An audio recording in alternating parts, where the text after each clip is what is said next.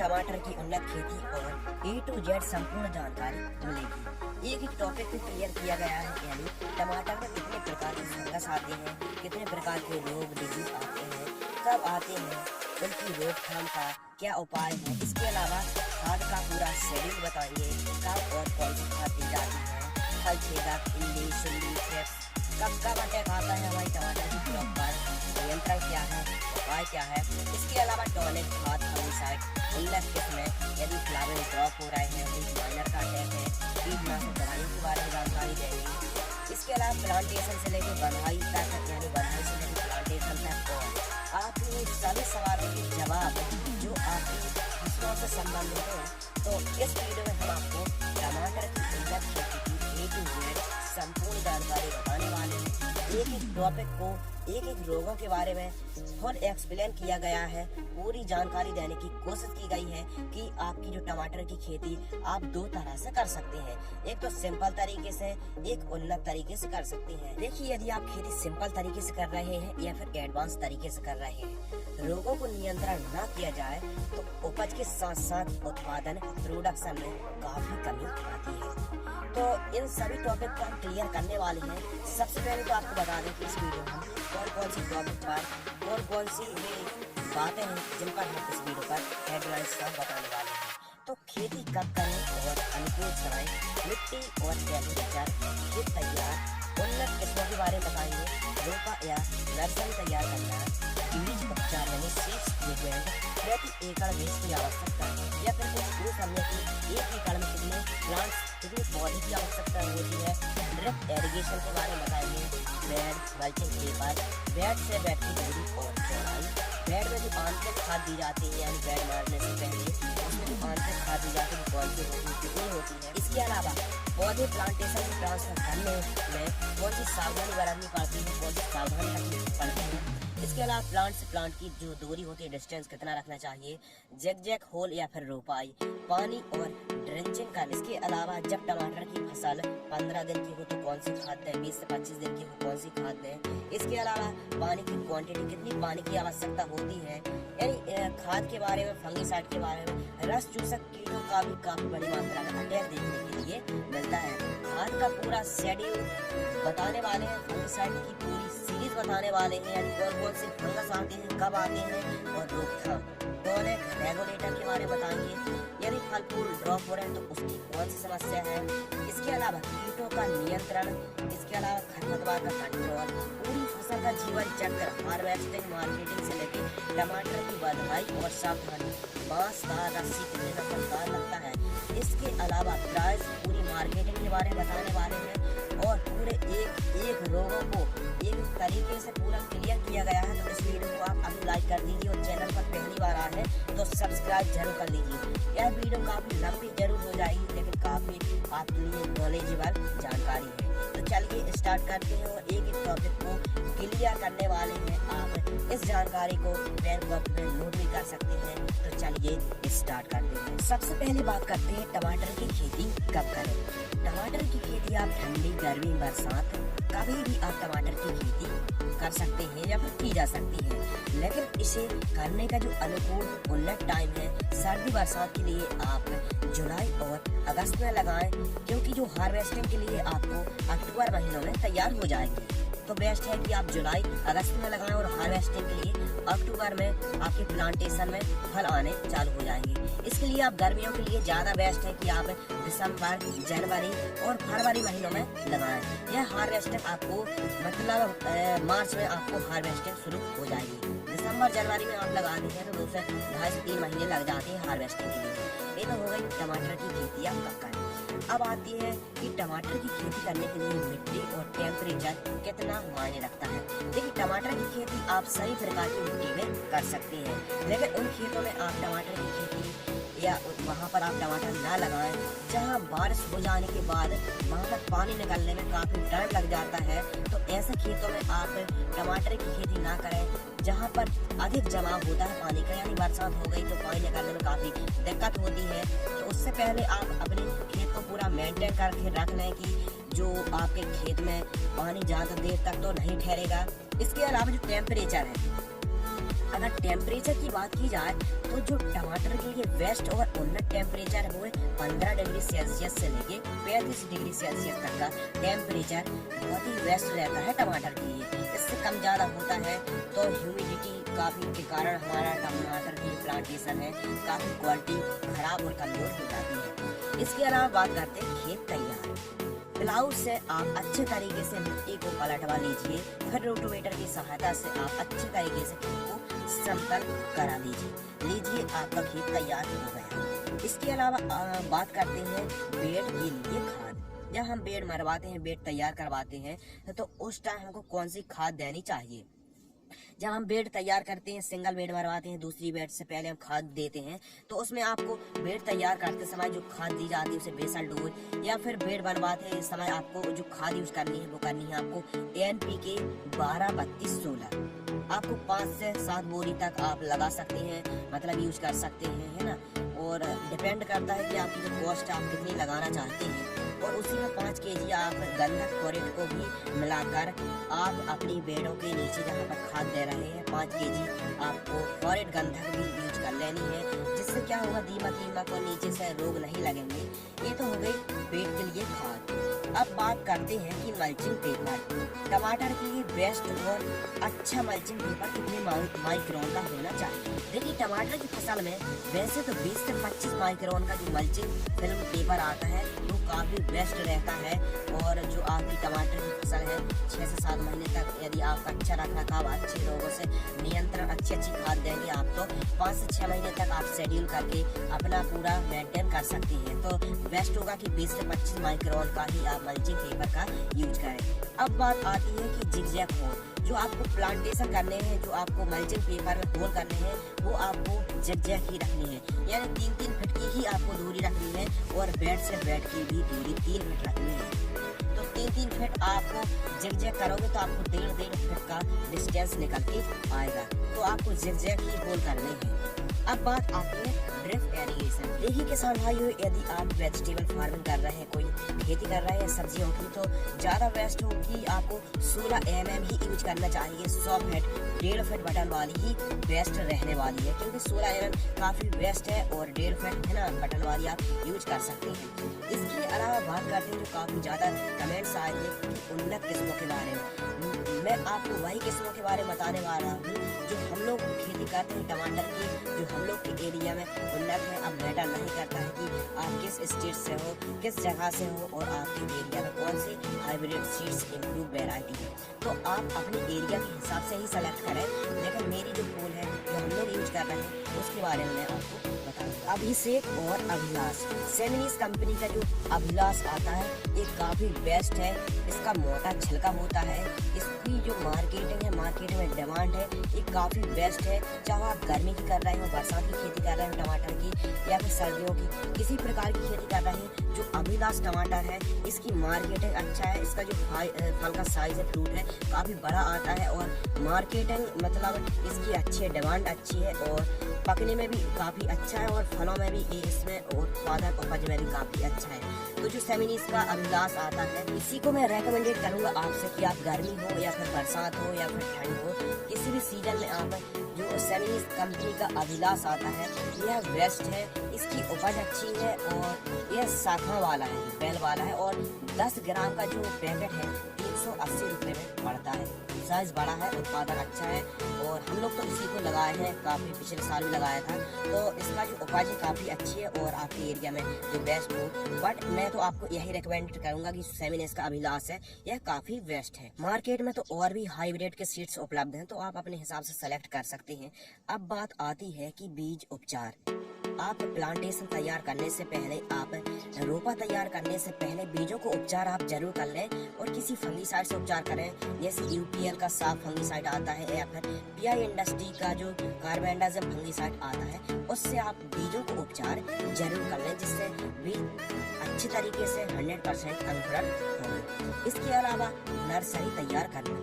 किसान दोस्तों, वीडियो लंबी हो सकती है लेकिन आप वीडियो को पूरा जरूर देखना, क्योंकि आने वाले पूरा शेड्यूल तो और भी एडवांस जानकारी आपको मिलने वाली है। यह बेसिक जानकारी है जो कई किसान भाइयों की शायद अच्छी ना लगे या फिर कई किसान भाइयों के लिए नॉलेजेबल ना हो, लेकिन आगे की जो जानकारी है आपके लिए जरूर नॉलेजेबल रहने वाली है। तो आगे नर्सरी तैयार कैसे करें।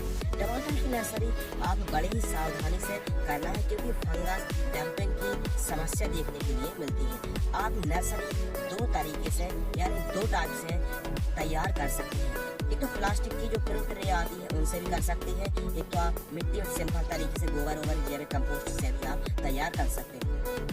यदि आप प्लास्टिक ट्रे में जो प्रिंट ट्रे आती है उन पर तैयार कर रहे हैं तो आप कोकोपीट खाद आती है उससे आप पेपर भर दीजिए और दो सीड्स को आप होल पर डाल दीजिए और पंप की सहायता से पानी चला दीजिए।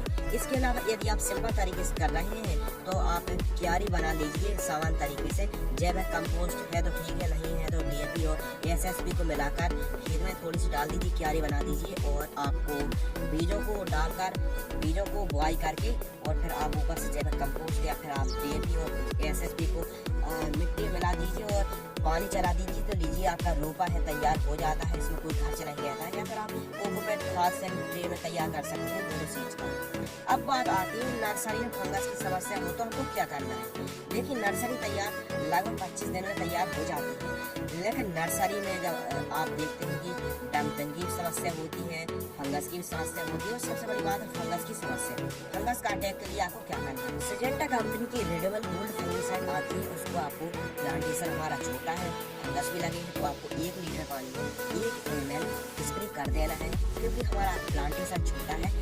और इसके बाद पानी समय समय पर देते रहें और देख रेख करते रहें।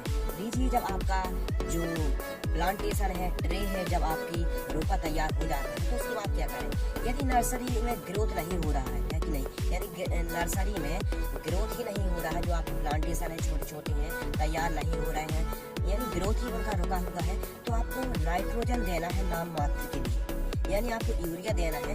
यदि आपकी जो क्यारी है 10x10 की है तो आपको 200 ग्राम यूरिया दे देना है। इसके अलावा जब आपके टमाटर का जो रोपा है 18 से 20 दिन का हो जाता है तो आप नाइट्रोजन यूरिया दे सकते हैं। मतलब बहुत ही कम मात्रा, बहुत ही बिल्कुल नाम मात्र के आपको यूरिया देना है नाइट्रोजन, तो आपका जो रोपा तैयार हो जाएगा। ज़्यादा यूरिया नहीं देना है। आपका जो प्लॉट है, आपकी नर्सरी है 10x10 की है तो आपको 200 ग्राम आपको यूरिया दे देनी है। लीजिए आपकी जो नर्सरी है अच्छे से ग्रोथ हो जाएगी, प्लांटेशन अच्छे से तैयार हो जाता है। अब बात आती है प्रति एकड़ बीज की आवश्यकता, यानी हमको कितने एक एकड़ में कितने सीड्स कितने बीजों की आवश्यकता होती है। आपको बेस्ट है कि 70 से 80 ग्राम आपको सीड्स की आवश्यकता होती है 1 एकड़ में, या फिर कुछ आप यूँ समझ लीजिए कि आपको 1 एकड़ में कितने प्लांटेशन की आवश्यकता होती है। मेरे हिसाब से यदि आप गर्मियों में कर रहे हैं तो आप 3-3 फीट के अंतराल में ज़ैग रखें और आपको एक प्लांटेशन में 1 घंटे पर आपको 2-2 बीज ही लगाएं। और यदि आप गर्मियों में कर रहे हैं तो मैं तो आपको रेकमेंडेड करूंगा, कई लोग बोलते हैं कि 1-1 पौधा लगाना है, लेकिन 2-2 पौधे आप 2-2 प्लांटेशन ही कीजिएगा, क्योंकि गर्मियों में लू चलती है, अधिक टेम्परेचर होता है, हाई टेम्परेचर होता है, जो फल है काफ़ी खराब होने लगते हैं धूप के कारण। तो 2-2 सीड्स का 3-3 फीट में ज़िगज़ैग ही बोल रखें, क्योंकि इसका डिस्टेंस निकल के आता है 1.5 फीट। तो अब बात करते हैं 1 एकड़ में कितनी प्लांटेशन की आवश्यकता होती है। यदि आप 2-2 लगाते हैं तो 6000 से 8000 प्लांटेशन की आपको 1 एकड़ में आवश्यकता होती है। अब बात आती है कि प्लांट ट्रांसफर में कौन सी सावधानी रखें और कब करें। देखिए आपका प्लांटेशन, आपका रोपा, आपका पौधा 22 से 25 दिनों में ट्रांसप्लांट के लिए तैयार हो जाता है, लेकिन जहाँ आपको लगाना है और जिस जगह से आपको ले जाना है दोनों जगह पर आप पानी चला लीजिए। नमी होना बहुत ही जरूरी है, तभी आपको प्लांटेशन करना है। सावधानी आपको यही रखना है कि आपका जो प्लांटेशन का जो पौधा ज़्यादा बड़ा ना हो, यानी 22 से 25 दिनों में आपका रोपा तैयार हो जाता है।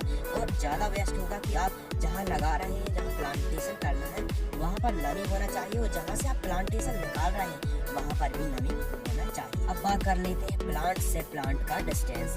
आपको प्लांट से जो प्लांट का डिस्टेंस रखना है वो रखना है आपको 3-3 फीट, और ज़िगज़ैग होली आपको ज़िगज़ैग प्लांटेशन ही करना है। अब बात आती है पानी और ड्रेंचिंग करना। दोस्तों क्या होता है, जैसे ही हम रोपाई कर देते हैं तो 4 से 5वें दिन आपको ड्रेंचिंग करना है। 1 kg आपको ANPK 19 लेना है, 1 किलोग्राम आपको ANPK 19 कैल्शियम खाद प्लस आपको 500 ग्राम कार्बेंडाजिम फंगिसाइड आप ले सकते हैं। PI इंडस्ट्री का आता है कार्बेंडाजिम, उसको आपको 500 ग्राम लेके आप 10 दिनों में 2 बार आप ड्रेंचिंग करें पानी में, है ना। आप घोल बना के अच्छे 1 kg NPK और आप 500 ग्राम कार्बेंडाजिम को आपको ड्रेंचिंग कर देना है। ये तो बात हुई फर्स्ट ड्रेंचिंग की। सेकंड ड्रेंचिंग भी आप इसी को दोहरा सकते हैं, लेकिन आपको तीसरी और चौथी ड्रेंचिंग में आपको 4 से 5 ड्रेंचिंग करना बहुत ही जरूरी होता है अच्छी ग्रोथ के लिए। देखिए, जो मैं आपको जानकारी बता रहा हूँ, आप कम लागत पर भी एक अच्छा मुनाफा ले सकते हैं। और कई किसान भाई बहनों को सिंपल तरीके से करते, बधाई नहीं करते हैं, तो वह 1-2 बार तुड़ाई लेने के बाद उनकी टमाटर की फसल बर्बाद हो जाती है, नष्ट हो जाती है। देखिए, जरूरी नहीं है कि आपको हर बार ड्रेंचिंग करना पड़े या फिर हर वो दवाई को जो मैं बता रहा हूँ उन्हीं को आपको देना है, ऐसा नहीं है। क्योंकि आपको तभी देना है जब आपकी फसल में कोई ऐसी समस्या है, आपकी ग्रोथ, जो आपकी प्लांटेशन की फसल की ग्रोथ नहीं हो रही है, तो उस कंडीशन में आपको दवाइयों की खाद की जानकारी होना जरूरी है और उसी टाइम आपको देना है। तो किसान भाइयों, कहने का मतलब ये है, जो मैं इस वीडियो पर जानकारी आपको बता रहा हूँ, यदि आपकी फसलों में उस प्रकार की कोई समस्या है तभी आपको कोई भी दवाइयों का किसी भी खाद को देना है, वरना आपको पैसे इन्वेस्ट करने की कोई भी जरूरत नहीं है। और ज्यादा वेस्ट होगा कि आपको कम लागत पर ही आपको टमाटर यदि निकाल सकते हैं तो ज्यादा वेस्ट होगा। यदि कोई फंगस से कोई समस्या है तभी आपको स्प्रे करना है, तभी आपको खाद देना है, तभी आपको पेस्टिसाइड देना है। तो चलिए हम अपने वीडियो को आगे बढ़ाते हैं। अब बात आती है तीसरी और चौथी ड्रेंचिंग में। आपको 1 किलोग्राम 1919 NPK लेना है और 1 लीटर आपको ब्लैक गोल्ड फंगिसाइड आती है, जिसमें ह्यूमिक एसिड है और फॉलिक एसिड है ना। आप जो वीडियो पर देख सकते हैं, इस इमेज पर देख सकते हैं, ये ब्लैक गोल्ड जो आपको ह्यूमिक एसिड और फॉलिक एसिड का कॉम्बिनेशन इस आपको मिल जाएगा। तो आपको 1 किलोग्राम NPK लेना है और आपको 500 मिलीलीटर आपको ह्यूमिक एसिड और फॉलिक एसिड एफ्टरटोनिक जो आपको ब्लैक गोल्ड में मिल जाएगा उसको लेना है और ड्रेंचिंग कर देना है। अब जब हमारी क्रॉप 15 दिन की होती है तो हमको लगता है कि हमारी जो क्रॉप है, हमारी टमाटर की फसल है, एक अच्छा ग्रोथ हो। यदि ग्रोथ नहीं हो रहा है तब आपको स्प्रे करने की कोई जरूरत नहीं है। जब हमारी टमाटर की क्रॉप 15 दिन की हो तो आपको 1 एकड़ में 300 ml धान को एग्रीटेक का धनजान गोल्ड लेना है और सिजेंटा कंपनी की रेडोगन गोल्ड फंगिसाइड आती है, उसको आपको 1 एकड़ में 150 ग्राम मिक्स करके आपको पंप की सहायता से पत्तों पर स्प्रे कर देना है। यह डोज आपको 15 दिन से लेकर 35 दिन तक में दे सकते हैं। जो आपको मैंने धान को एग्रीटेक का धनजान गोल्ड बताया है और रेडोगन गोल्ड आपको बताया है, तो ये क्या होगा, किसी प्रकार की फंगस नहीं आएंगे और आपकी टमाटर की क्रॉप अच्छी तरीके से ग्रोथ करेगी। यह डोज आपको तभी देना, मैं बार बार कह रहा हूँ, जब आपकी क्रॉप ग्रोथ नहीं पकड़ रही तब आपको देना। किसान दोस्तों, आइए बात करते हैं टमाटर की बंधाई। देखिए, टमाटर की यदि आप ऊपर चढ़ा रहे हैं, ऊपर बंधाई करने वाले सिस्टम से कर रहे हैं तो ज्यादा वेस्ट होगा कि आप बांस की भी आवश्यकता पड़ेगी, तार की भी आवश्यकता, सुतली की आवश्यकता पड़ेगी। तो इसके लिए आपको क्या करना है, टमाटर की बंधाई के लिए आपको 7 से 8 फीट के 7-8 फीट के आपको 1 एकड़ में 1500 से 1700 बांस के टुकड़ों की आवश्यकता पड़ती है। इसके अलावा तार है, कई लोग क्या करते हैं 16 नंबर तार लगा देते हैं जब वजन आता है ना टमाटर का, क्योंकि टमाटर की हाइट 5 से 6 फीट तक जाती है और हाइट भी और वेट भी काफी ज्यादा आ जाता है। तो कई किसान भाई क्या करते हैं 16 नंबर तार लगा देते हैं, टूट जाती है और एक बार जब आपका तार टूट गया तो काफी नुकसान होता है और ऊपर करना काफी मुश्किल हो जाता है। तो आपको तार कौन सा यूज करना है, आपको तार यूज करना है 12 नंबर, यानी स्टैंडर्ड वायर गेज का 12 नंबर तार आपको यूज करना है और आपको GI तार यूज करना है और मजबूत 12 नंबर ही आपको यूज करना है। मैं बार बार कहता हूँ, आप 12 नंबर ही तार यूज करें। इसके अलावा आपको यदि एक कैलकुलेट निकाला जाए तो आपको 1 एकड़ में 1.5 क्विंटल तार लग जाता है। टाटा का तार ही आप यूज करें क्योंकि बेस्ट रहता है। 1.5 क्विंटल तो आपको लग ही जाता है। बंधाई के लिए आपको सुतली की आवश्यकता पड़ती है और टमाटर की बंधाई कई लोग 5-6 बंधाई करते हैं तो बेस्ट रहती है। 5-6 बंधाई, कई लोग 4 बंधाई करते हैं, कई लोग 6 बंधाई 7 बंधाई तक करते हैं। तो 5-6 बंधाई तो आपको करनी बहुत ही जरूरी होती है। इसके अलावा आपको ब्लैक हैवी वाली रस्सी भी आती है, उसको आप ये इस वीडियो में देख सकते हैं। ब्लैक रस्सी की भी आवश्यकता पड़ती है। इसके बाद आती है वजन कंट्रोल, मतलब जो वजन को मेंटेन करके रखता है उसे हम स्टे बोलते हैं। तो टमाटर में स्टे की काफी आवश्यकता होती है, यह वजन मेंटेन करके रखता है। जो तार पर पूरा वेट आने वाला है वो पूरा वेट स्टे पर आता है। तो ज्यादा वेस्ट होगा कि आप यदि राड की सरिया मिल जाती है तो वेस्ट रहेगा, या फिर नहीं मिल पाती है तो बांस के टुकड़े 3 से 2.5 फीट से लेकर 3 फीट तक का लंबा टुकड़ा मिट्टी के अंदर जो आपके मेन वहाँ से 4 फीट दूर गड़ा दीजिए और उस पर तार लपेट दीजिए और अच्छी तरीके से बांध दीजिए। लीजिए आपका स्टे तैयार हो गया है। यही मेन रहता है और इसको आप बहुत ही मजबूती से, जो बांस का स्टे होता है वो काफी मेन होता है, इसको आप मजबूती के साथ ही आप इसको घर की सहायता से अच्छी तरीके से धंस दीजिए और तार बांध दीजिए। यही मेन कंट्रोलर होता है वेट का कंट्रोल करने के लिए। अब बात आती है जब हमारी ग्रोथ लगभग स्टार्टिंग से ही लीफ माइनर का अटैक देखने के लिए मिलता है। ये मैं पहला स्प्रे बता रहा हूँ। यदि बड़ी मात्रा में लीफ माइनर का अटैक है तो मैं आपको आगे डोज बताऊंगा, लेकिन यदि आपका प्लांटेशन छोटा है और लीफ माइनर का अटैक है तो आपको कैसे नियंत्रण करना है, तो आप जानकारी पूरी मिलने वाली है इस वीडियो को। यदि आपने अभी भी लाइक नहीं किया है तो आप पहले लाइक तो जरूर कर दीजिए और वीडियो को शेयर भी जरूर कर दीजिए। तो लीफ माइनर का अटैक है तो आप पेन कॉपी में नोट भी कर सकते हैं। यह नॉलेज, यह जानकारी काफी रिसर्च करने के बाद, काफी इसका आपको एक्सपेरिमेंट करने के बाद ही आपको जानकारी दी जा रही है। तो आपकी रिस्पॉन्सिबिलिटी बनती है कि आप इस वीडियो को लाइक करें। जब बढ़ते हैं अपनी वीडियो की ओर, लीफ माइनर का अटैक है यानी प्लांटेशन हमारा छोटा है, कभी भी हमारी फसलों में लीफ माइनर का अटैक, तो हमको क्या करना है, पत्तों में घारी बनाते ही लीफ माइनर और रस चूसने का काम करती है लीफ माइनर। तो इसके लिए आपको क्या उपाय है, इसके लिए आप एमामेक्टिन बेंजोएट को 50% जो कि एसजी फॉर्म में आता है।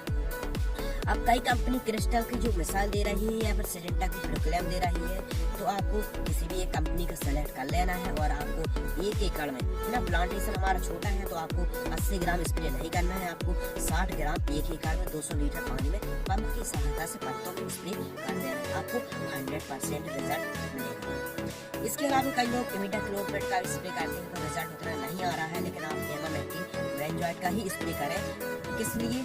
लीफ माइनर कंट्रोल करने के लिए। अब बात आती है सबसे बड़ी समस्या होती है लेट ब्लाइट की, early blight, late blight, wilt. टमाटर में यह ऐसा फंगस होता है जिसे हम अंग्रेजी झुलसा, पछेती झुलसा, लेट ब्लाइट, अर्ली ब्लाइट बोलते हैं, जो हमारे प्लांटेशन के नीचे तरफ से आता है यानी बॉटम साइड से ऊपर की साइड बढ़ता है। और इसको यदि कंट्रोल ना किया जाए तो हमारी पूरी फसल को बर्बाद कर सकता है, नष्ट कर सकता है।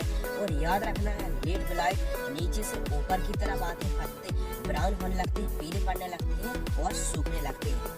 तो इसमें क्या करना है, शुरुआती अवस्था में यदि फंगस आता है लेट ब्लाइट और अर्ली ब्लाइट का, तो आपको कौन सा स्प्रे करना है? देखिए किसान भाई, यदि हमारी टमाटर की फसल में शुरुआती अवस्था में लेट ब्लाइट, अर्ली ब्लाइट और विल्ट की समस्या आ रही है, तो उसके लिए हमको क्या स्प्रे करना है? उसके लिए हमको स्प्रे करना है सिडेंटा कंपनी की होली गोल्ड फंगिसाइड आती है, जो कॉन्टेंट के साथ सिस्टमिक फंगिसाइड है, जिसमें मेफेनोऑक्शन और क्लोरोथालोनिल का एक कॉम्बिनेशन है जो एसजी फॉर्म में आती है। इसको आपको 1 एकड़ में आपको 300 ml स्प्रे करना है 200 लीटर पानी में पत्तों पर। इसको हमको प्रारंभिक अवस्था में स्प्रे करना है और आगे जाके बताएंगे यदि बड़ी मात्रा में अर्ली ब्लाइट और लेट ब्लाइट की समस्या आती है तो उसके लिए हम दूसरा डोज बताने वाले हैं। इस डोज को आपको तभी फर्स्ट में स्प्रे करना है और आपको तभी स्प्रे करना है जब आपकी फसलों में कोई समस्या है अर्ली ब्लाइट और लेट ब्लाइट की।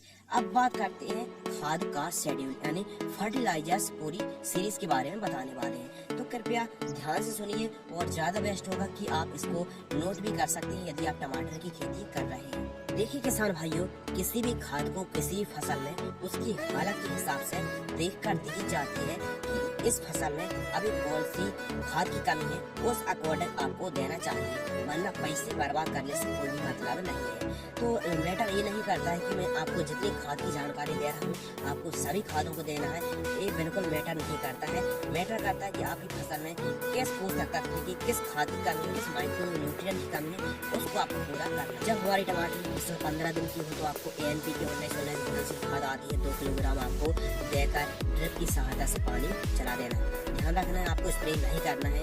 जब हमारी टमाटर की फसल 30 दिन की होती है तो हमको जरूरत पड़ती है नाइट्रोजन की और फास्फोरस की, तो आपको 2 किलोग्राम लेना है ANPK 174400 और 4 किलोग्राम बायोमीटा दानेदार जिसमें एस्कोफाइलम रोडोसम का एक कॉम्बिनेशन होता है, तो आपको 2 किलोग्राम 174400 और 4 किलोग्राम बायोमीटा दानेदार को ड्रिप की सहायता से देकर पानी चला देना है। किसान भाई, जब हमारी टमाटर की फसल 45 से 55 दिन की होती है तो फास्फोरस और पोटेशियम की सख्त आवश्यकता होती है।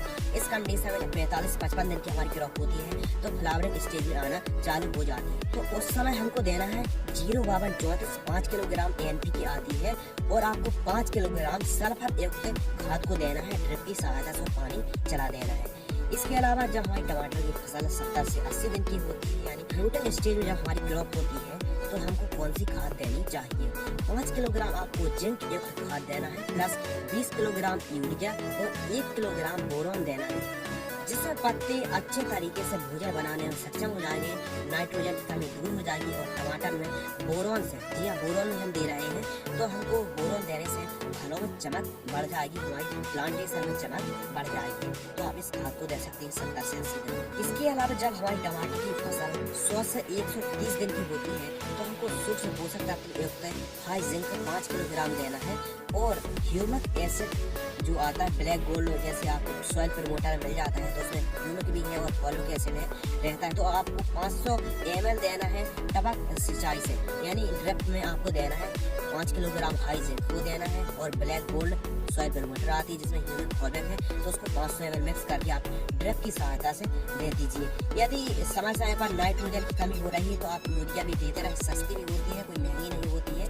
बट जो मैंने आपको खाद का शेड्यूल बताया है, इसके अलावा 130 दिन से क्रॉस होता है तो इसी खाद को आप रिपीट भी कर सकते हैं, इसी खाद को आप दोबारा दे सकते हैं। अब मैटर करता है कि यदि आपको फसल का ग्रोथ नहीं हो रहा है, सल्फर की कमी है, नाइट्रोजन की कमी है, NPK की कमी है, बट NPK सबसे ज्यादा दी जाती है, जैसे 19 हो गई, 052 34 हो गई, 17 44 0 हो गई, 052 34, इन खाद को ज्यादातर किसान भाई देते हैं और काफी अच्छा मुनाफा भी कमाते हैं। तो आप आई होप कि समझ ही गए होंगे कि यदि आप ओपन फील्ड कर रहे हैं तो आप यूरिया मिक्स करके NPK को दें, कोई जरूरत नहीं है, आप कम लागत पे भी अच्छा मुनाफा ले सकते हैं। और यदि आपकी फसलों में जो मैंने आपको जानकारी दी है खाद की कमी है, यदि माइक्रो न्यूट्रिएंट की उपज उत्पादन अच्छा नहीं मिल रहा तो इन खाद को आप दे सकते हैं। जितना मैंने आपको डेज बताए उन डेज पे आप दे सकते हैं। देखिए, यदि हमारी फसलों में फ्लावरिंग स्टेज है और बड़ी मात्रा में लीफ माइनर का अटैक है तो उसके लिए हमको क्या करना है? लीफ माइनर का कंट्रोल करने के लिए, माइनर का अटैक है तो बायर कंपनी की सोलेमॉन इंसेक्टिसाइड आती है, उसको आपको जो बायर कंपनी की सोलेमॉन इंसेक्टिसाइड आती है जिसमें बीटा साइक्लोथीन और बीटा क्लोरपेट का एक कॉम्बिनेशन होता है जो ऐसी फॉर्म में आती है, उसको आपको 120 ml 1 एकड़ में स्प्रे करना है पत्तों पर, है ना, बायर कंपनी। यदि फ्लावरिंग, और मैंने पहले बताया था दूसरा डोज था, ये दूसरा डोज, यदि बड़ी मात्रा फ्लावरिंग स्टेज में है, फ्रूटिंग स्टेज में लीफ माइनर का अटैक है तो बायर कंपनी की सोलेमॉन इंसेक्टिसाइड को आप स्प्रे कर सकते हैं। 120 ml आपको स्प्रे करना है 150 से 200 लीटर पानी में प्रति एकड़ की दर से। अब बात आती है कि सफेद मक्खी का अटैक है हमारी फसल में, यानी टमाटर की क्रॉप में किसी भी स्टेज हो, यानी शुरुआती अवस्था हो या फिर फ्लावरिंग फ्रूटिंग स्टेज हो या फिर मुख्य अवस्था हो या फिर वनस्पतिक अवस्था हो, टमाटर की क्रॉप में यदि व्हाइट फ्लाई सफेद मक्खी का मच्छर का अटैक है तो उसके लिए बेस्ट है एसिटामिप्रेड 20% जो ऐसी फॉर्म में आती है। यह कई कंपनी दे रही है एसिटामिप्रेड, यह व्हाइट फ्लाई का काफी अच्छे तरीके से टमाटर में अटैक है तो कंट्रोल कर लेता है। जैसे कृषि रसायन का एक इंसेक्टिसाइड आता है, इसको आप स्प्रे कर सकते हैं। 100 से 120 ग्राम आपको स्प्रे करना है 150 लीटर पानी में प्रति एकड़ की दर से। यदि आपकी फसलों में, टमाटर की फसल में सफेद मक्खी का मच्छर का अटैक की समस्या है तो आप इसको 2 बार स्प्रे कर सकते हैं 15-15 दिन के अंतराल में। यदि व्हाइट फ्लाई का अटैक नहीं है तो कोई भी जरूरत नहीं है आपको एसिटामिप्रेड स्प्रे करने की। कहने का मतलब ये व्हाइट फ्लाई का अटैक है तभी आपको स्प्रे करना है, नहीं कोई भी जरूरत नहीं। अब बात करते हैं पत्तों में स्प्रे करने वाले प्लांट ग्रोथ प्रमोटर के बारे में। जब हमारी ग्रोथ 25 से 30 दिन की होती है तो हमको लगता है हमारी टमाटर की फसल और अच्छी ग्रोथ पकड़े, अच्छी फ्लावर आए, अच्छी फ्रूटिंग आए, तो उसके लिए आपको प्लांट ग्रोथ प्रमोटर का स्प्रे करना है। मैं आपको 3 प्रमोटर के बारे में बता रहा हूँ, 3 में से आप किसी भी स्टेज में कभी भी स्प्रे कर सकते हैं 25 से 30 दिन के ऊपर। जब आपकी क्रॉप 25 से 30 दिन की हो तो टमाटर की क्रॉप पर आप ग्रोथ देखने के लिए, ग्रोथ करने के लिए, प्रमोट करने के लिए आप इससे इन प्रमोटर स्प्रे करने से ये होगा कि जो आपकी क्रॉप है काफी अच्छी ग्रोथ पकड़ रही है। तो कृषि रसायन का पोषक सुपर आता है, उसको आप आपको 300 ml प्रति एकड़ की दर से स्प्रे कर सकते हैं। या फिर कृषि रासायन का पोषक सुपर स्प्रे नहीं करना चाहते हैं तो आप PI इंडस्ट्री का बायोबिटा लिक्विड आता है जिसमें एस्कोफाइलम, नोडोसम है और 60 से भी अधिक पोषक एवं तत्वों का कॉम्बिनेशन है, उसको आप 400 ml प्रति एकड़ की दर से स्प्रे कर सकते हैं। या फिर आप ह्यूमिक एसिड युक्त टॉनिक का स्प्रे आप कर सकते हैं, जैसे ब्लैक गोल्ड, सॉइल प्रमोटर आदि, इसको ह्यूमिक और फॉल्विक एसिड का कॉम्बिनेशन होता है। या 300 ml प्रति एकड़ की दर से स्प्रे कर सकते हैं। तो 3 में से आप किसी को भी स्प्रे कर सकते हैं ग्रोथ प्रमोट करने के लिए। किसान दोस्तों, यदि हमारी टमाटर की फसल में फल फूल ड्रॉप हो रहा है, यानी फ्लावरिंग ड्रॉप हो रही, फल फूल झड़ रहे हैं, तो यह क्या होता है?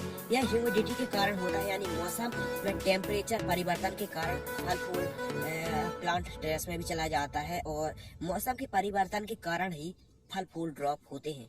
तो उसके लिए मैं आपको 2 टॉनिक बता रहा हूँ जिसमें अमीनो एसिड होता है और पेप्टिक एसिड होता है, विटामिन होता है। तो उनको स्प्रे करेंगे तो फल फूल ड्रॉप बंद हो जाएंगे, न केवल रुक जाएंगे फल फूल झड़ना, बल्कि बड़ी मात्रा में भी फल फूल आएंगे। तो इसके लिए क्या करना है आपको, एक अमीनो एसिड और विटामिन युक्त टॉनिक आती है जिसको फेंटा प्लस टॉनिक के नाम से मार्केट में उपलब्ध है। कोरोमंडल इंटरनेशनल कंपनी की फेंटा प्लस टॉनिक आती है। इसको आपको 200 ml 200 लीटर पानी में 1 एकड़ की दर से स्प्रे कर सकती है। इसको यदि आप स्प्रे नहीं करना चाहते हैं तो आयशा एग्रो की CF10 एल टॉनिक आती है जिसमें अमीनो एसिड है, पेप्टिक एसिड है और कार्बनिक तत्वों का एक कॉम्बिनेशन है। इसको भी आप 300 ml 200 लीटर पानी में स्प्रे कर सकते हैं। इस दोनों में से किसी को भी सेलेक्ट कर सकते हो, मैटर नहीं करता है। लेकिन यह मैटर जरूर करता है कि आपको कभी स्प्रे करना है जब आपके फल फूल ड्रॉप हो रहे हैं।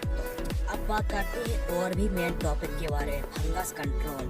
देखिए, टमाटर की फसल में कई प्रकार के फंगस आते हैं जैसे late blight, early blight, wilt blight, tomato scab, इसके अलावा downy mildew, powdery mildew, anthracnose, इसके अलावा rust, fruit rot, bitter rot और सूडी ब्लॉट जैसी और भी फंगस लगती है। लेकिन जी मेन फंगस है, देखिए टमाटर में ये सही प्रकार के फंगस तो नहीं लग सकते हैं और कोई एक ऐसी दवाई भी नहीं बनी कि इन सभी फंगस को एक साथ कंट्रोल कर सके। तो कहने का मतलब ये है कि यदि मैं आपको एक फंगस के बारे में बता रहा हूँ, एक फंगस का नियंत्रण निवारक करने के लिए बता रहा हूँ कि आप यदि फंगस लगे हैं, कौन सी फंगस लगे हैं तो कौन सी दवाई का, कौन सी फंगिसाइड का स्प्रे करना है। मैं उन्हीं दवाई की, उन्हें फंगस के बारे में बताने वाला हूँ जिनके 100% रिजल्ट है, कंट्रोल कर सकते हैं। लेड ब्लाइट और अर्ली ब्लाइट, जी हाँ, ये फंगस ऐसे है टमाटर की फसल में जो बड़ी मात्रा में आते हैं और हमारी फसलों को उपज के साथ साथ काफी नुकसान पहुंचाते हैं और उत्पादन कर देते हैं बिल्कुल जीरो। तो कहने का मतलब ये है कि यदि आपकी क्रॉप पर लेड ब्लाइट, अर्ली ब्लाइट और डाउनी मिल्ड्यू का अटैक है बड़ी मात्रा में, तो आपको क्या स्प्रे करना है। जो मैंने पहले डोज बताया था वो शुरुआती अवस्था में था। अब एक फ्लावरिंग या फ्रूटिंग स्टेज में या उससे पहले की स्टेज में लेड ब्लाइट और अर्ली ब्लाइट, डाउनी मिल्ड्यू की शिकायत, केवल लेड ब्लाइट, अर्ली ब्लाइट और डाउनी मिल्ड्यू को, तो आपको क्या स्प्रे करना है। देखिए, बढ़िया रिजल्ट के लिए आपको 2 फंगिसाइड का कॉम्बिनेशन करके स्प्रे करना होगा, बढ़िया रिजल्ट आपको मिलेगा। एक आती है बायर कंपनी की इन्फेंटो सिस्टर फंगिसाइड और एक आती है BASF कंपनी की पोलीराम, जर्मन तकनीक पर आधारित होती है। इन दोनों फंगिसाइड को आपको मिक्स करके स्प्रे करना है। जैसे बायर कंपनी की इन्फेंटो सिस्टमिक इंसेक्टिसाइड आती है, पूरा पेक्लोलेड 62.5% प्लस प्रोपामोकार्ब हाइड्रोक्लोराइड 62.5% ऐसी फॉर्म में आती है। तो आपको बायर कंपनी का इन्फेंटो इंसेक्टिसाइड को लेना है 400 ml और BASF कंपनी की पोलीराम जो जर्मन तकनीक पर आधारित है उसको आपको लेना है 400 ग्राम। इन दोनों को मिक्स करके 200 लीटर पानी में 1 एकड़ पर स्प्रे कर देना है। बायर कंपनी की इन्फेंटो सिस्टमिक इंसेक्टिसाइड को 400 ml और BASF कंपनी की पोलीराम जर्मन तकनीक पर आधारित है उसको आपको 400 ग्राम मिक्स करके स्प्रे कर देना है। बहुत ही बढ़िया रिजल्ट मिलेगा लेड ब्लाइट और अर्ली ब्लाइट का, डाउनी मिल्ड्यू का बहुत ही बड़ी मात्रा में यदि है तो आप इसको स्प्रे कर सकते हैं, 100% आपको रिजल्ट मिल जाएगा। अब बात आती है कि टमाटर की फसल में केवल और केवल पाउडरी मिल्ड्यू और डाउनी मिल्ड्यू है, तो हमको कौन सा फंगिसाइड को स्प्रे करना है ताकि हम अपनी फसल की पत्ती को एकदम फ्रेशनेस रख सके, एकदम क्लियर रख सके, क्लीन रख सके। तो उसके लिए आपके टमाटर में पाउडरी मिल्ड्यू और डाउनी मिल्ड्यू की समस्या है तो आपको BASF कंपनी की एक एक्रोवेट कंप्लीट फंगिसाइड आती है। BASF कंपनी की एक्रोवेट कंप्लीट फंगिसाइड आती है, वह पाउडरी मिल्ड्यू और डाउनी मिल्ड्यू काफी अच्छी तरीके से नियंत्रण करती है, जिसमें डाइमेथोमॉर्फ और मेथिराम का एक कॉम्बिनेशन है, जिसमें आपको जो डोज देना है, आपको 200 लीटर पानी में आपको 400 ग्राम छिड़काव करना है। 1 एकड़ में 200 लीटर पानी में 400 ग्राम स्प्रे करना है। BASF कंपनी का एक्टिव है फंगिसाइड। कब स्प्रे करना है? जब हमारे टमाटर की क्रॉप में पाउडरी मिल्ड्यू और डाउनी मिल्ड्यू की शिकायत हो, तब स्प्रे करना है, नहीं कोई जरूरत नहीं। देखिए, जरूर नहीं है आपकी टमाटर में समस्या हो, इसके अलावा समस्या हो सकती है, जैसे यदि हमारे टमाटर में लेट ब्लाइट के साथ साथ पाउडरी मिल्ड्यू और डाउनी मिल्ड्यू की समस्या है, तो आपको क्या स्प्रे करना है? उसके लिए हम ब्रांडेड फंगिसाइड के बारे में बताने वाले हैं, जो बायर कंपनी की मेलोडी ड्यू फंगिसाइड आती है, जिसमें कॉम्बिनेशन है इप्रोवैली कार्ब 5.5% प्लस प्रोपिक्यूनेट 61.25%, जो कि पाउडर फॉर्म में आती है। इसको भी आपको 1 एकड़ में 200 लीटर पानी में 300 ग्राम छिड़काव कर दीजिए। पाउडरी मिल्ड्यू के साथ साथ डाउनी मिल्ड्यू और लेट ब्लाइट में काफी अच्छा रिजल्ट है, काफी अच्छी पकड़ है इस फंगिसाइड की भी। इसके अलावा टमाटर में फ्रूट रॉड है, ब्राउन रॉड है, सूटी ब्लॉच है, टमाटो स्कैब है, बिटर रॉड है, इसके अलावा पाउडरी मिल्ड्यू है। यानी fruit rot, brown rot, sooty blotch, tomato scab, bitter rot, powdery mildew की समस्या है, तो इन सभी को एक साथ भी आप कंट्रोल कर सकते हैं, जो मैंने आपको फंगस बताया। तो आप BASF कंपनी की मेरी वन फंगिसाइड आती है, जिसमें फ्लोआ बायो ऑक्साइड और पाराक्लोस्टोन का एक कॉम्बिनेशन होता है, जिसको आपको स्प्रे करना है। BASF कंपनी की मेरी वन फंगिसाइड, इसको आपको 1 एकड़ में टमाटर पर 200 लीटर पानी में आपको 80 ग्राम स्प्रे करना है। बेस्ट रिजल्ट यह कंट्रोल करेगा फंगस के लिए मैंने आपको बताया। यदि हमारी टमाटर की फसल में रस्ट है और लेट ब्लाइट है, लेट अर्ली पाउडरी मिल्ड्यू भी है, तो उसके लिए हमको क्या स्प्रे करना है? यदि हमारी टमाटर की फसल में रस्ट के साथ साथ लेट ब्लाइट, अर्ली ब्लाइट और पाउडरी मिल्ड्यू की समस्या है, तो एक्सा कंपनी का स्वाधीन फंगिसाइड आता है, सल्फर युक्त फंगिसाइड है, जिसमें टेबुकोनोजोल और सल्फर का एक कॉम्बिनेशन होता है। यह कॉन्टैक्ट और सिस्टम फंगिसाइड है, जिसको आपको 1 एकड़ में 400 से 500 ml 200 लीटर पानी में स्प्रे कर देना है। कब स्प्रे करना है? जब रस्ट हो, लेट ब्लाइट हो, अर्ली ब्लाइट हो, तब हमको स्प्रे करना है। अब जरूरी नहीं कि जो मैंने फंगस बताया है आपकी फसलों में वही हो, या फिर आपकी फसलों में ऐसा कॉम्बिनेशन भी हो सकता है, जैसे अर्ली ब्लाइट का भी है, पाउडर मिल्ड्यू का भी अटैक है, एंथ्रेक्नोसिस का भी है, या फिर कोई ब्लाइट का भी समस्या है, येलो रस्ट का है, या फिर बेल्ट है ना। तो इसके लिए बायर कंपनी का नेटिव फंगिसाइड आता है, उसका भी काफी अच्छा रिजल्ट है, जिसमें टेबुकोनोजोल है और ट्राइफ्लॉक्सीस्टोबेन टैबलेट की फॉर्म में आती है। इसको आपको जो बायर कंपनी का नेटिव फंगिसाइड आता है, उसको आपको 100 ग्राम स्प्रे करना है 200 लीटर पानी में। यह कंट्रोल करेगा अर्ली ब्लाइट को, पाउडरी मिल्ड्यू को, एंथ्रेक्नोसिस को, या फिर कोई भी ब्लाइट जैसे फंगस है, येलो रस्ट है, बेल्ट है, तो स्प्रे करेगा आपको बायर कंपनी का नेटिव फंगिसाइड। अब बात आती है कि केवल हमारे टमाटर में पाउडरी मिल्ड्यू और एंथ्रेक्नोसिस है, तो उसके लिए हमको क्या स्प्रे करना चाहिए? केवल पाउडरी मिल्ड्यू है और एंथ्रेक्नोसिस है, तो बायर कंपनी का लूना एक्सपीरियंस फंगिसाइड आता है, जिसमें फ्लोरोपाइराम प्लस टेबुकोनोजोल 200 लीटर पानी में आपको 150 ml स्प्रे करना है, वो भी आपको प्रति एकड़ की दर से। बायर कंपनी का लूना एक्सपीरियंस कंट्रोल करेगा पाउडरी मिल्ड्यू और एंथ्रेक्नोसिस। पत्ते सूखते हैं और पत्तों में ऊपर साइड या नीचे साइड सफेद पाउडर नजर आता है, पाउडरी मिल्ड्यू को यह कंट्रोल करता है। बायर कंपनी का लूना एक्सपीरियंस 1 एकड़ में 150 ml स्प्रे करना है। यदि हमारे टमाटर में फ्रूट रॉड है, या फिर जो फंगस की समस्या आती है, जो मेन फंगस है टमाटो में, वह आई रॉट होता है, आप इस इमेज में देख सकते हैं, ये वाला फंगस लगा हुआ है, तो आपको कौन सी फंगिसाइड को स्प्रे करना है? यदि जो आप इस इमेज में देख सकते हैं, यह फंगस लगा हुआ है, तो आपको बायर कंपनी का एंट्राकॉल फंगिसाइड को स्प्रे करना है, जिसमें प्रोपिक्यूनेट 70% प्रोपिनेप है, 70% WT फॉर्म में आती है। इसको 200 लीटर पानी में 300 से 400 ग्राम स्प्रे करना है 1 एकड़ में। जब यह फंगस लगे हुए हो तभी आपको स्प्रे करना है, वरना कोई जरूरत नहीं है पैसे खराब करने की। तो कहने का मतलब ये है, जो मैंने आपको शेड्यूल बताया जा रहा है इस वीडियो पर, आपको तभी छिड़काव करना है जब आपकी फसलों में फंगस लगी हुई है।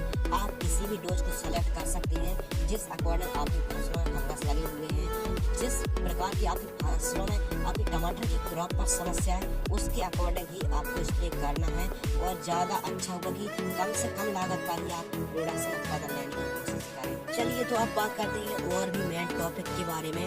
इल्लियों को कीटों को कंट्रोल करने के लिए जैसे हमारे टमाटर की फसल में इल्ली का, सुंडी का, पिंक वर्म, बॉल वर्म, फल छेदक, इसके अलावा अफ्रीकन बॉल वर्म और बॉल आरी वर्म का अटैक देखने के लिए मिलता है। जो चबाने वाले कीट होते हैं और उनके कंट्रोल के लिए आप ऐसी ब्रांडेड जानकारी, ऐसी ब्रांडेड दवाइयों के बारे में बताने वाले जिसमें आपको एक बार में स्प्रे करके आप कंट्रोल कर सकते हैं। तो जैसे आपकी क्रॉप पर, आपकी टमाटर की फसल में किसी भी स्टेज में इल्ली, फल छेदक, ball worm, pink worm, ball आरी वर्म का अटैक है तो FMC की बेनविया इंसेक्टिसाइड आती है जिसमें सयंत्र नीलिप्रोल 10.26% का कॉम्बिनेशन होता है। इसको आप स्प्रे कर दें, 200 लीटर पानी आपको 240 से 300 ml स्प्रे कर दें और फिर देखें रिजल्ट। और यदि इल्ली, सुंडी के साथ साथ थ्रिप्स का भी अटैक है तो आप बेनविया के साथ प्रोफेनोफॉस 40% प्लस साबरमेथ्रिन 4% EC को यानी सिजेंटा कंपनी की पॉलीट्रिन इंसेक्टिसाइड को स्प्रे कर सकते हैं। 250 ml मिक्स करके, दोनों को मिक्स करके स्प्रे करें। थ्रिप्स को भी अटैक, थ्रिप्स एफिड जैसिड को भी यदि अटैक है, इल्ली, सुंडी का भी अटैक है तो दोनों को मिक्स करके स्प्रे कर दें। यदि नहीं है तो FMC की बेनविया इंसेक्टिसाइड को केवल स्प्रे करें। यदि हमारी टमाटर की क्रॉप किसी भी स्टेज में और उस पर एक साथ इल्ली का भी अटैक है, रस चूसने वाले कीट, थ्रिप्स, माहू, लीफ माइनर, एफिड जैसिड, हरा मच्छर का अटैक है और व्हाइट फ्लाई का भी अटैक है तो डाउ एग्रोसाइंस की डेलीगेट इंसेक्टिसाइड को स्प्रे कर सकते हैं जिसमें स्पाइनोटोरम 11.7% SC फॉर्म में आती है। इसको आपको 200 लीटर पानी में 180 ml एक एकड़ में स्प्रे करेंगे। डाउ एग्रोसाइंस की डेलीगेट को 180 ml एक एकड़ में स्प्रे करेंगे तो इल्ली के साथ साथ सकिंग पेस्ट को भी यह कंट्रोल कर लेगा। इसके अलावा सिजेंटा कंपनी की एम्प्लिको इंसेक्टिसाइड आती है, अभी थ्रिप्स के साथ साथ इल्ली, सुंडी, मच्छर, माहू और सेमी ल्यूपर्स को, खमीरा को कंट्रोल करती है। तो सिजेंटा की एम्प्लिको इंसेक्टिसाइड को भी स्प्रे कर सकते हैं जिसमें क्लोरेंटर, नीलक्रोल और लेमडा सॉल्यूशन का एक कॉम्बिनेशन होता है। इसको आपको टमाटर पर स्प्रे करना है 70 ml 200 लीटर पानी में एक एकड़। चलिए तो अब बात करते हैं कुछ सस्ते डोज के बारे में। यदि एक साथ थ्रिप्स का भी अटैक है, लीफ माइनर का भी है, इल्ली का भी है, फल छेदक का है, सुंडी का भी अटैक है तो सस्ता डोज में मैं आपको बता देता हूँ। जो PI इंडस्ट्री का रॉकेट आता है जिसमें प्रोफेनोफॉस 40% प्लस साबरमेथ्रिन 4% EC है, इसको आपको एक एकड़ में 300 ml स्प्रे कर सकते हैं। और इसी के साथ आपको क्विनोलफॉस मिक्स करके 25% EC को 250 ml स्प्रे करके मिक्स करके स्प्रे कर देना, बहुत ही बढ़िया रिजल्ट मिलेगा। लेकिन आप एक बात जरूर याद रख लें, जो सस्ता डोज है होता है वो कम दिनों तक हमको हमारी क्रॉप पर, हमारी फसलों में कम दिनों तक रिजल्ट देता है और जो थोड़ा महंगा रहता है वो लंबे टाइम तक रिजल्ट देता है। अब टमाटर में केवल थ्रिप्स है, हरा मच्छर है, माहू है और एफिड जैसिड है, लीफ माइनर है यानी चूसने वाले केवल कीट है तो घरडा कंपनी की पुलिस इंसेक्टिसाइड आता है जिसमें फिप्रोनिल और इमिडाक्लोरपिड है। यह कॉन्टैक्ट और सिस्टमिक इंसेक्टिसाइड है। इसको आपको 200 लीटर पानी में 100 ग्राम स्प्रे कर देना है एक एकड़ में। इसके अलावा सिजेंटा कंपनी की भी डिक्टारा इंसेक्टिसाइड आती है, इसमें थियोथोक्सोन 25% आता है WG फॉर्म में। इसका भी जो डोज है 200 लीटर पानी में 100 ग्राम स्प्रे कर देना है।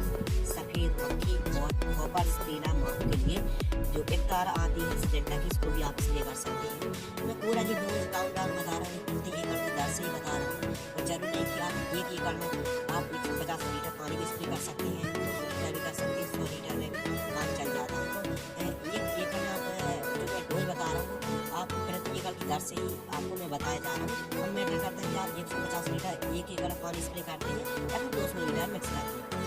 अब बात आती है टमाटर में केवल और केवल सफेद मक्खी है यानी ओनली व्हाइट फ्लाई का हमारी क्रॉप पर अटैक है। यदि अटैक है तो ही स्प्रे करें। कृषि रासायन का एक का जिसमें एस्टाइप्रिड आता है और बहुत सारी कंपनी एस्टाइप्रिड दे रही है 20% SW तो स्प्रे कर सकते हैं। यदि कृषि रासायन का इसका ही स्प्रे कर रहा है तो 200 लीटर पानी में आपको 100 ग्राम स्प्रे करना, बहुत ही बढ़िया रिजल्ट मिलेगा व्हाइट फ्लाई का। यदि अटैक है तो ही स्प्रे करें वरना कोई ज़रूरत नहीं। इसके अलावा यदि हमारी फसलों में माइट का अटैक है, जैसे चाहे येलो माइट हो, रेड माइट हो, पिंक माइट हो, यानी माइट मकड़ी का अटैक है तो मकड़ी नाशक के लिए सबसे बेस्ट है क्रिस्टल का एलासीन आता है, उसको आपको 150 ml स्प्रे करना है 150 लीटर पानी प्रति एकड़ की दर से। तो माइट का यदि अटैक है तो आप नाशक का स्प्रे कर सकते हैं, क्रिस्टल का एलासीन मकड़ी नाशक आता है उसको स्प्रे कर सकते हैं। अब बात आती है कि अधिक फूलों के लिए हमको कौन सी टॉनिक का स्प्रे करना चाहिए। तो मैं 3 टॉनिक के बारे में बता रहा हूँ, तो आप तीनों में से किसी भी एक का स्प्रे कर सकते हैं। तब जब आपकी फल फूल बड़ी मात्रा में नहीं आ रहे हैं तो टाटा रैलिस की 62 टॉनिक आती है, सस्ती भी है, अच्छी भी है। 250 ml एक एकड़ में स्प्रे करना है। सिजेंटा कंपनी की ईसा बियॉन्ड टॉनिक आती है, 250 ml एक एकड़ में स्प्रे करना है। या फिर मल्टीफ्लेक्स की जीवराज टॉनिक आती है जो ऑर्गेनिक है, 300 ml एक एकड़ में स्प्रे करेंगे। तो इन तीनों में से किसी को भी आपको एक को सेलेक्ट कर लेना है। इसके अलावा इससे क्या होगा कि फल फूल यदि झड़ रहा है तो वो भी कम हो जाएंगे और बड़ी मात्रा में फल फूल का जो बड़ी मात्रा में आपको ग्रोथ देखने के लिए मिलेगा। फल फूल झड़ रहे हैं तो अभी दूर होंगे। तो कहने का मतलब ये टॉनिक को आपको स्प्रे तभी करना है, फल फूल कम आ रहे हैं तो फल फूलों में वृद्धि के लिए आप टॉनिक को स्प्रे कर सकते हैं। जो मैंने 3 टॉनिक बताई है, किसी भी एक को स्प्रे कर सकते हैं। अब बात आती है कि टमाटर में जरूरत से जब ज्यादा अनचाही वृद्धि हो जाती है, यानी फल फूल भी नहीं आ रहे हैं, एकदम हाइट बस हो रही है, तो उसके लिए आप रेगुलेटर स्प्रे करना चाहिए।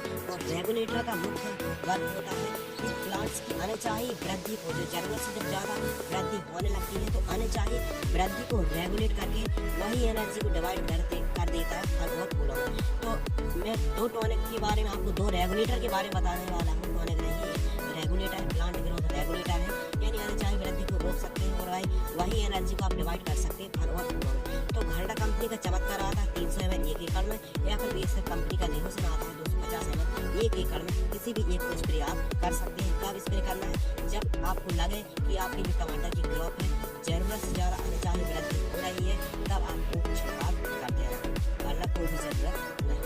आइए बात कर लेते हैं कुछ और भी जानकारी के बारे में। जो हमारी टमाटर की क्रॉप है, टमाटर की फसल है, 80 से 90 दिन में हार्वेस्टिंग यानी धुलाई के लिए, हार्वेस्टिंग के लिए तैयार हो जाती है। सभी फल एक समान परिपक्व होने के लिए आपको मैं एक टॉनिक के बारे में, प्लांट ग्रोथ रेगुलेटर के बारे में बताने वाला हूँ, जिसको यदि आप स्प्रे करेंगे ना तो एक समान सब फल परिपक्व हो जाएंगे। जो बायर कंपनी की एथेरेन प्लांट ग्रोथ रेगुलेटर आती है, इसको यदि आप स्प्रे कर देंगे तो समान रूप से सही फल पक जाएंगे और आप आसानी से हार्वेस्टिंग कर सकते हैं। इसको आपको 200 लीटर पानी में 250 ml स्प्रे किया जाना चाहिए। अब बात आते हैं खरपतवार के लिए क्या करना चाहिए। तो खरपतवार कंट्रोल करने के लिए जुगाड़ भी होते हैं, तो जुगाड़ बना के आप खरपतवार नाशक का स्प्रे कर सकते हैं। लेकिन मेरे हिसाब से ज़्यादा बेस्ट रहेगा कि आप मजदूर लेबर लगवा कर आप खरपतवार को खेत से बाहर निकाल दीजिए। और ध्यान रहे टमाटर की फसल है, पूरी फसल है, खरपतवार ज़्यादा मात्रा में खेत में इकट्ठे ना हो, जमा ना हो, तो मजदूरों की सहायता से आप खरपतवार को अलग करवाएं। और इसके अलावा फसल का पूरा जीवन चक्र की बात की जाए तो 6 से 7 महीने तक इसका रोल का रहता है। अब और भी ज़्यादा उत्पादन के लिए मैटर करता है कि आप टाइम पर कौन सी खाद दे रहे हैं। तो मैंने आपको बताने की एक कोशिश की कि आपको कौन से टाइम पर कौन सी खाद देनी चाहिए। तो इस वीडियो में हमने आपको A to Z जानकारी बताई, यानी कौन सी टाइम पर आपको कौन सी खाद देनी चाहिए, यानी कौन सी कमी है, कौन सी फंगस का अटैक है, तो कौन सी खाद को देनी चाहिए। अब मैटर करता है, आप पूछोगे कि मतलब कौन सी इतनी सारी दवाइयाँ बताई, तो मैटर नहीं करता कि आप इन सभी दवाइयों को, इन सभी फंगिसाइड का स्प्रे करें। बाकी आपकी फसलों में जैसे फंगस है उसके अकॉर्डिंग, उसके अनुसार आपको फंगिसाइड का स्प्रे करना है। कौन सी टाइम पर कौन सी खाद देनी चाहिए।